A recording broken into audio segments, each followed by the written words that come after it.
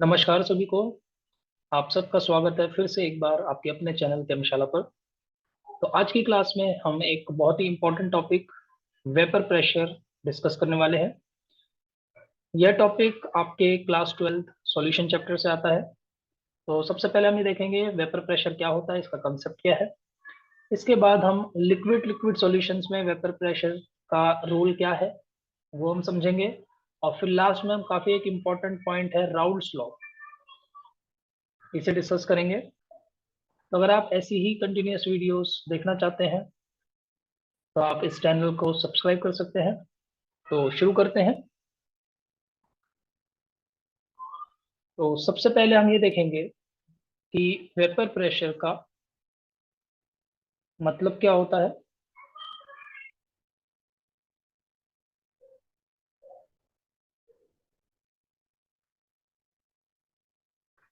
तो कंसिडर करते हैं कि हमने एक क्लोज्ड कंटेनर लिया है और इस क्लोज्ड कंटेनर में हमने एक वोलेटाइल लिक्विड लिया है। ये हमारे पास क्या है, एक वोलेटाइल लिक्विड। तो what do you mean by volatile liquid? जो रूम टेम्परेचर के अराउंड वेपर्स फॉर्म कर सकते हैं उन्हें हम वोलेटाइल लिक्विड कहते हैं। और हम कंसिडर कर लेते हैं कि हमने इस लिक्विड का टेम्परेचर पी रखा है, आप कोई भी एक वैल्यू कंसिडर कर सकते हैं। तो अब होगा क्या कि जब भी हम कोई लिक्विड, वोलेटाइल लिक्विड एक क्लोज कंटेनर में लेते हैं तो सबसे पहले इसके सरफेस से कुछ मॉलिक्यूल्स सरफेस के कुछ मॉलिक्यूल्स वेपर्स में कन्वर्ट होते हैं।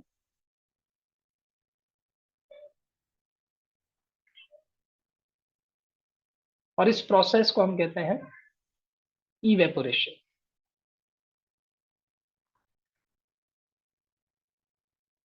इवेपोरेशन में क्या हो रहा है कि जो लिक्विड है वो कन्वर्ट हो रहा है वेपर में। ठीक है। अब ये जो वेपर्स है ये इन टर्न साइमल्टेनियसली जो इस कंटेनर का सरफेस है उसके कांटेक्ट में आने से दोबारा कन्वर्ट होते हैं लिक्विड फॉर्म। और ये लिक्विड यहाँ पर अक्यूमुलेट होता है on the walls of this container. तो ये जो प्रोसेस है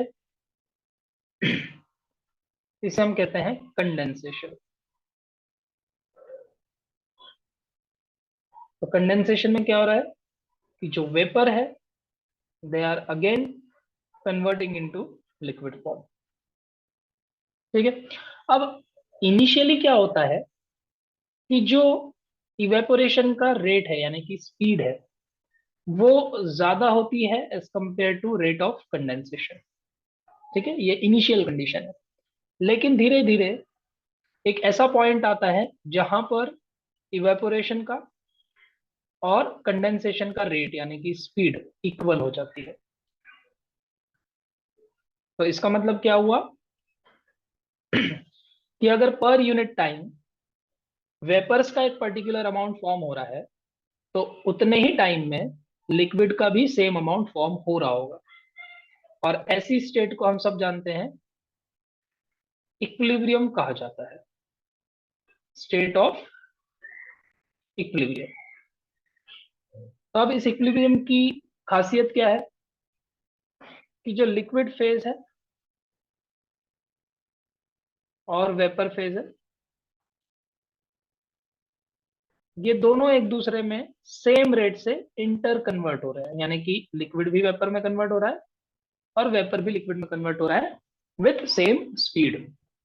तो इससे एक इफेक्ट होता है कि जो अमाउंट ऑफ वेपर्स है, अमाउंट ऑफ वेपर्स जो इक्विलिब्रियम पे प्रेजेंट है वो अब चेंज नहीं होते।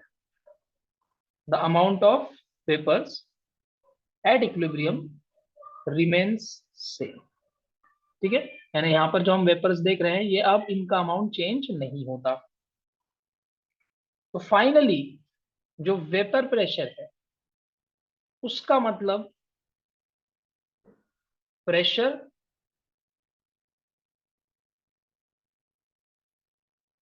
exerted by vapours on liquid surface at equilibrium.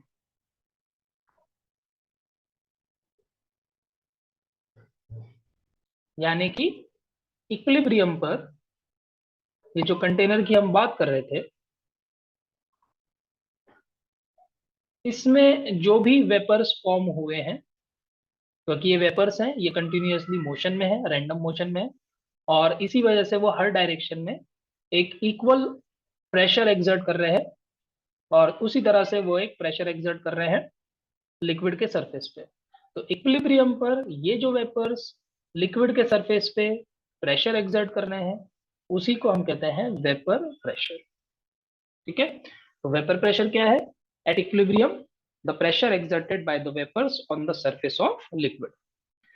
अब इंपॉर्टेंट बात यहाँ पे ये है कि ये जो वेपर प्रेशर होता है किसी भी लिक्विड का, ये डिपेंड करता है दो इंपॉर्टेंट फैक्टर्स पे। पहला फैक्टर है टेम्परेचर, कि हमने किस टेम्परेचर पे उस लिक्विड को रखा है, और दूसरा होता है intermolecular forces between the molecules of liquid. यहाँ पर जो हमने लिक्विड लिया है, इनके मॉलिक्यूल्स के बीच में कोई ना कोई इंटरमॉलिक्यूलर फोर्सेस होंगे, उनकी स्ट्रेंथ पर भी ये वेपर प्रेशर डिपेंड करता है। अब ये किस तरह से डिपेंड करता है? तो टेम्परेचर के साथ तो वेपर प्रेशर डायरेक्टली प्रोपोर्शनल होता है, और इंटरमॉलिक्यूलर फोर्सेस के साथ ये इनवर्सली प्रोपोर्शनल होता है।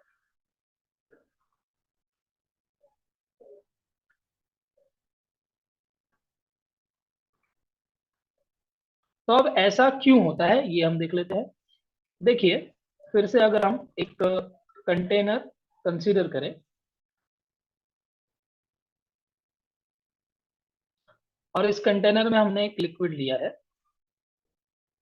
तो कंसीडर कर लेते हैं कि सरफेस के पास इसके दो मॉलिक्यूल्स हैं। ठीक है, सरफेस मॉलिक्यूल्स ही हम उसको कंसीडर कर सकते हैं, और मान लेते हैं कि इनके बीच में कुछ ना कुछ इंटरमॉलिक्यूलर फोर्सेस है। ठीक है, जो इन मॉलिक्यूल्स को एक दूसरे से होल्ड करके रख रहे हैं। अब एक सिंपल सी बात है कि अगर ये इंटरमॉलिक्यूलर फोर्सेस स्ट्रांग है, तो इसका इफेक्ट क्या पड़ेगा कि ये मॉलिक्यूल्स आसानी से एक दूसरे को छोड़कर वेपर स्टेट में एस्केप नहीं कर पाएंगे। ठीक है, यानी कि इंटरमॉलिक्यूलर फोर्सेस की स्ट्रेंथ बढ़ने से वेपर का जो फॉर्मेशन है वो काफी कम हो जाता है, और अगर वेपर फॉर्मेशन कम होगा तो वेपर प्रेशर भी कम होगा, क्योंकि जो वेपर प्रेशर है वो सिंपली किससे प्रोपोर्शनल होना चाहिए? अमाउंट ऑफ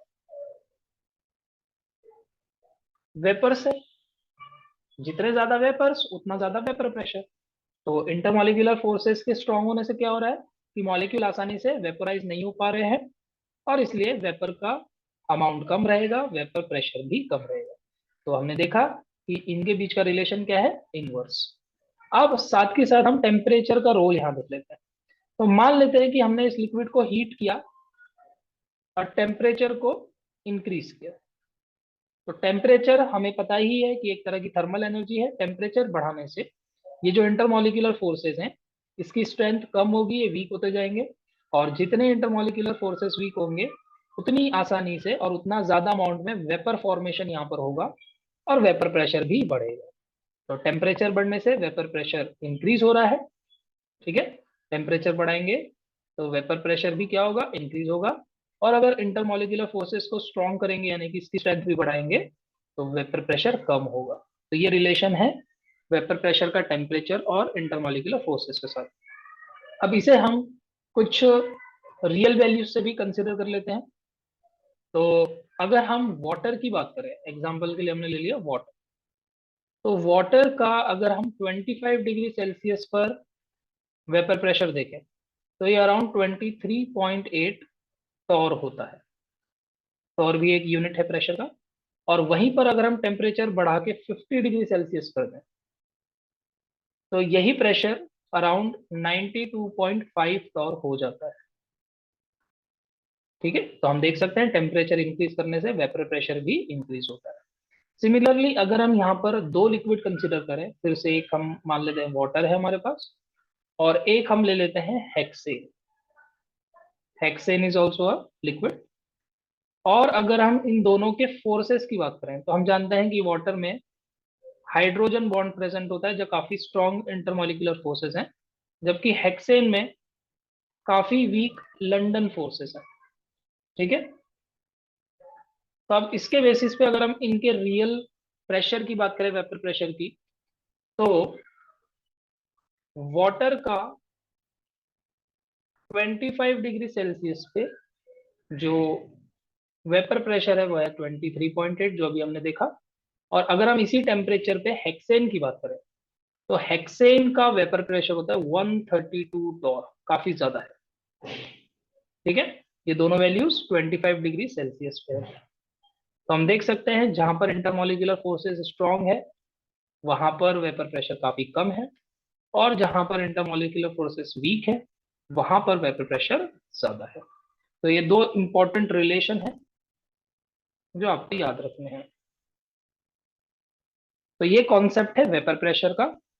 अब हमारे सेकेंड पॉइंट पे आते हैं, vapour pressure of liquid liquid solution. Vapour pressure of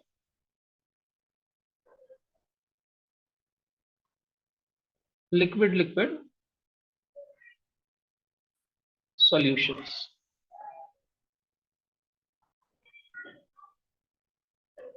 तो सबसे पहले हम इसमें एक सॉल्यूशन कंसीडर कर रहे हैं जिसमें हमने दो वोलाटाइल लिक्विड्स लिए।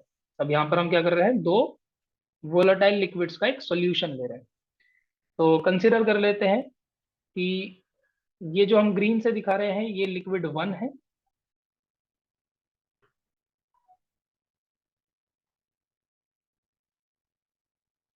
और जो ब्लू से हम दिखा रहे हैं वो लिक्विड टू है। ठीक है, तो ये है लिक्विड वन और ये है लिक्विड टू। और यहां पर भी हम टेम्परेचर जो है वो टी मेंटेन कर रहे हैं, टी की वैल्यू कुछ भी हो सकती है। और एक कंडीशन यहां पर हम कंसिडर कर लेते हैं कि यहाँ जो लिक्विड वन है वो ज्यादा वोलाटाइल है लिक्विड टू से। अब देखिए इसमें ऐसा कोई फिक्स नहीं है कि हम वन को ही वोलाटाइल लें, हम टू को भी ज्यादा वोलाटाइल कंसिडर कर सकते हैं, लेकिन अभी के लिए हमने लिक्विड वन को ज्यादा वोलाटाइल कंसिडर किया है। तो देखिए जो लिक्विड ज्यादा वोलाटाइल होगा उसका मतलब क्या है कि वो सेम टेम्परेचर पे ज्यादा वेपर्स फॉर्म करेगा। तो हम कंसिडर कर लेते हैं कि इक्विलिब्रियम स्टेज तक जो ये फर्स्ट लिक्विड है हमारा, इसने यहाँ वेपर्स फॉर्म किए। ठीक है, और उसी तरह से इक्विलिब्रियम पर जो हमारा लिक्विड टू है उसने भी कुछ वेपर्स फॉर्म किए। तो लिक्विड टू के वेपर्स थोड़े से हम कम दिखा रहे हैं। तो अब होगा क्या कि दोनों ही लिक्विड्स अपना अपने वेपर्स की मदद से कुछ ना कुछ प्रेशर यहां पर एक्सर्ट करेंगे on the surface of liquid.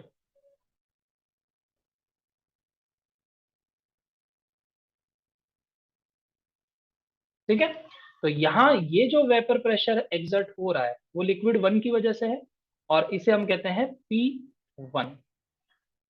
उसी तरह से ये जो वेपर प्रेशर एक्सर्ट हो रहा है वो लिक्विड टू की वजह से है, इसको हम कह देते हैं P2। ठीक है, तो ये P1 और P2 को हम क्या कहते हैं, जो P1 है उसे कहा जाता है पार्शियल प्रेशर और partial vapour pressure of liquid one. Similarly P2 is called as partial pressure of liquid two. ठीक है, अब जो भी टोटल प्रेशर इस लिक्विड के सरफेस पे लग रहा है या एक्सर्ट हो रहा है वो सिंपली इन दोनों का सम है। तो ये भी हम लिख सकते हैं total vapour pressure on solution. ये सिंपली क्या होगा, इसे डिनोट किया जाता है पी टी से, और ये होना चाहिए P1 प्लस P2। और ये जो स्टेटमेंट हमने लिखी है मैथमेटिकली, ये एक्चुअल में एक लॉ है जिसको हम कहते हैं Dalton's law of partial pressure. ठीक है, डेल्टन्स लॉ, इसकी ये मैथमेटिकल स्टेटमेंट है। तो ये भी चीज हमें याद रखनी है, आगे काम आएगी। अब एक और चीज हम यहाँ कंसिडर कर लेते हैं आगे के लिए, कि ये जो लिक्विड फेज है हमारी, ये क्या है, लिक्विड फेज। और ये जो ऊपर दिखाई दे रही है ये क्या है, वेपर फेज। तो क्वेश्चन सॉल्विंग के लिए हमें याद रखना है कि वेपर फेज में जो लिक्विड वन है हमारा, उसका जो मोल फ्रैक्शन है, यानी कि अमाउंट को हम यहाँ पर मोल फ्रैक्शन से रिप्रेजेंट कर रहे हैं, जो मोल फ्रैक्शन है उसे हम x1 या chi1 हम कह सकते हैं। ठीक है, सिमिलरली जो मोल फ्रैक्शन होगा लिक्विड टू का, उसे हम chi2 कंसिडर कर रहे हैं।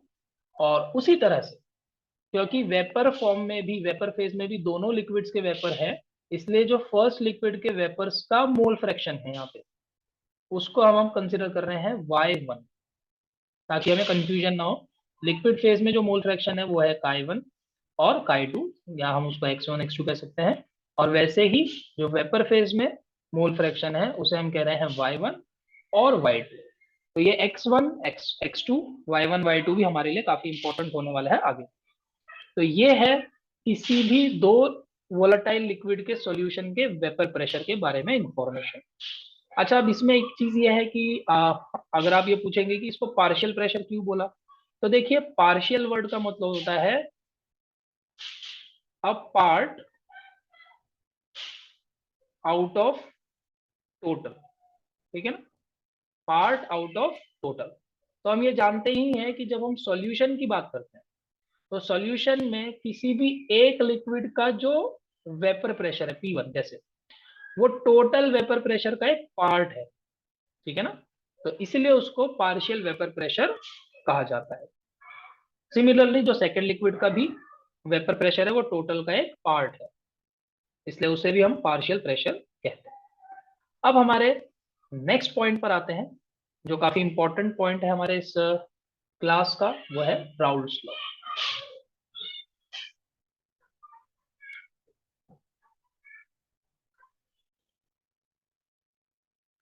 तो सबसे पहले हम इसकी स्टेटमेंट कंसिडर करेंगे। तो राउल्ट्स लॉ क्या कहता है कि अगर हमारे पास एक सॉल्यूशन है दो वोलेटाइल लिक्विड्स का, if we have a solution of to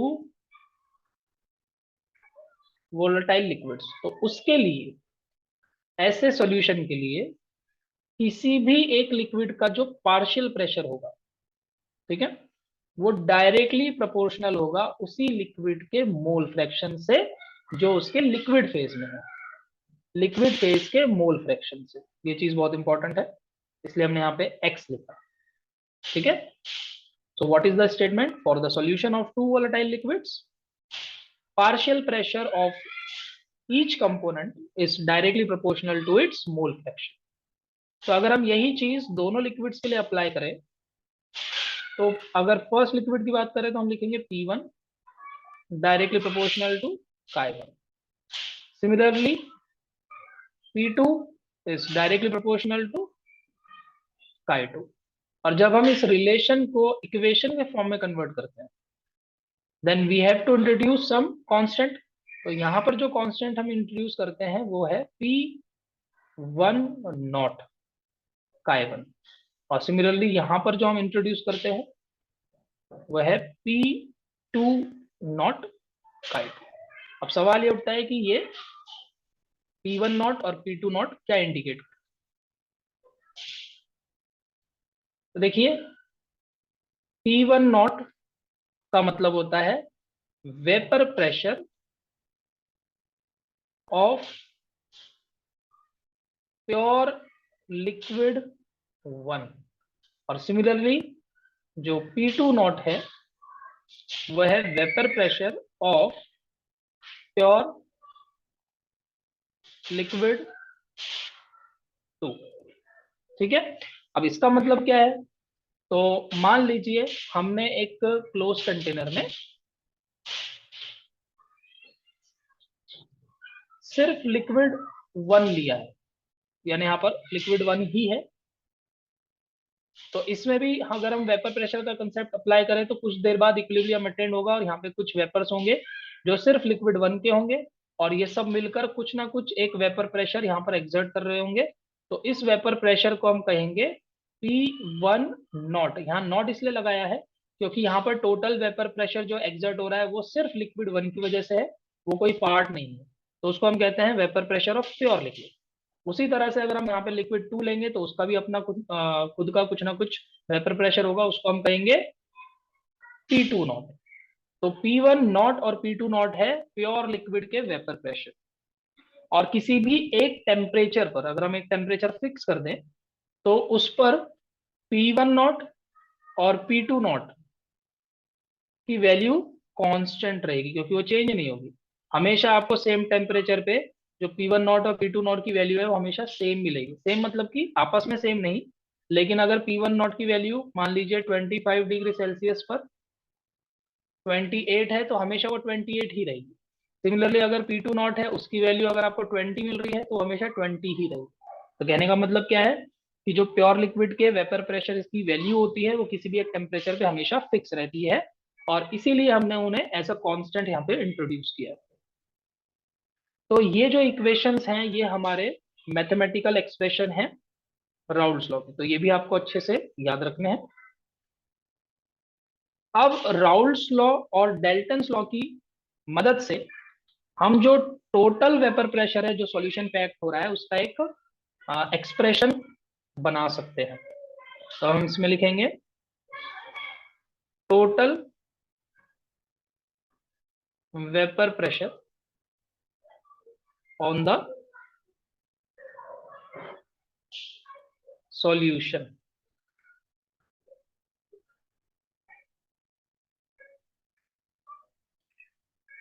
तो टोटल वेपर प्रेशर को हमने डिनोट किया था पी से। अब पीटी अगर हम डेल्टन लॉ की बेसिस पे कहें तो क्या होगा? P1 प्लस P2, जो ऑलरेडी हमने ऊपर देखा है, ये है डेल्टन्स लॉ के बेसिस पे।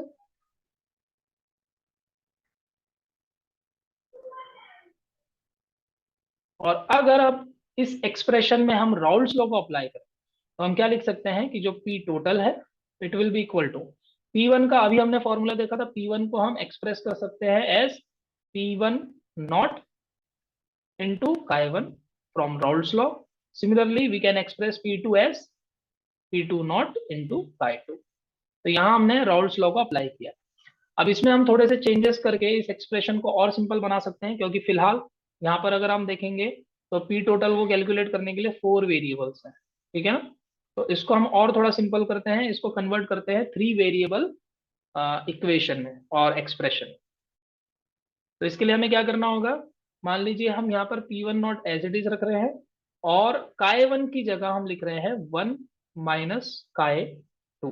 ये हम लिख सकते हैं, हम सब जानते हैं कि काय1 प्लस काय2 हमेशा 1 के इक्वल होता है, इसलिए हम काय1 की जगह 1 माइनस काय2 लिख सकते हैं। प्लस ये हम एज इट इज रहने देंगे P2 नॉट इंटू काय2।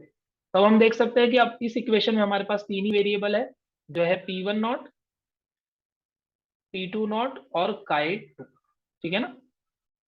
तो थोड़ा इसे भी अगर हम रीअरेंज करें और सिंप्लीफाई करें तो हम ये देख सकते हैं कि यहाँ पर अगर हम ये इसको मल्टीप्लाई करते हैं तो ये बनेगा P1 not minus P1 not काय2 प्लस P2 नॉट काय2। अब फाइनली अगर हम इन दोनों टर्म में से काय2 कॉमन निकालते हैं तो फॉर्मूला बनेगा फाइनली P1 नॉट, या हम प्लस लिख देते हैं और इस वाले टर्म को पहले कंसिडर करते हैं। तो ये ब्रैकेट में हमारे पास क्या आएगा? P2 नॉट, और क्योंकि ये माइनस में था इसलिए यहाँ पे आ जाएगा माइनस P1 नॉट और इस पूरे ब्रैकेट को मल्टीप्लाई करेंगे chi2 से। तो ये जो एक्सप्रेशन बना है लास्ट में, ये काफी एक इंपॉर्टेंट एक्सप्रेशन है for total vapour pressure,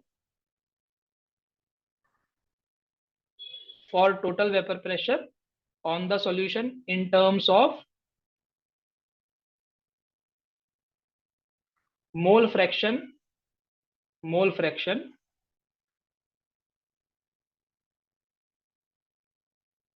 of one liquid. तो हमने क्या किया, किसी भी एक लिक्विड के मोल फ्रैक्शन के फॉर्म में इस इक्वेशन को कंस्ट्रक्ट किया। तो ये भी एक्सप्रेशन, ये भी फॉर्मूला हमारे लिए काफी इंपॉर्टेंट है, जो एग्जाम के न्यूमेरिकल में हमें काम आता है। ठीक है, तो फाइनली एक बार हम समराइज कर लेते हैं जो इंपॉर्टेंट पॉइंट्स हमने देखे, इंपॉर्टेंट पॉइंट्स आज की क्लास के।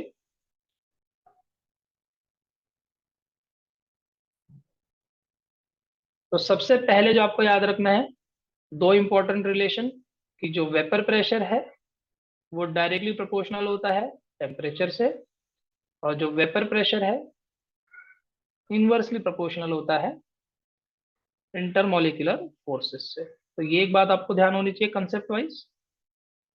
फिर नेक्स्ट बात है कि जो टोटल वेपर प्रेशर होता है वो हमेशा दोनों लिक्विड के पार्शियल प्रेशर का सम होता है।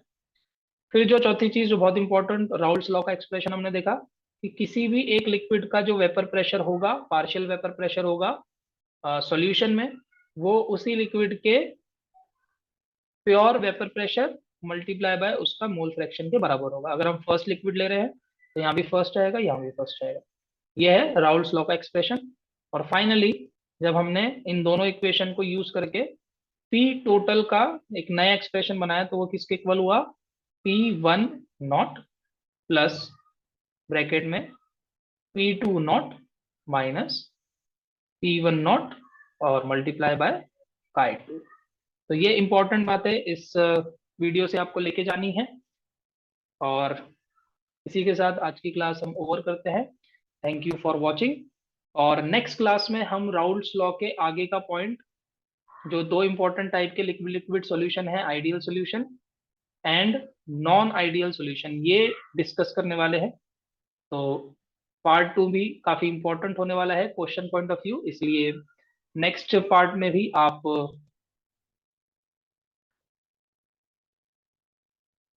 तो तब तक be safe and keep studying.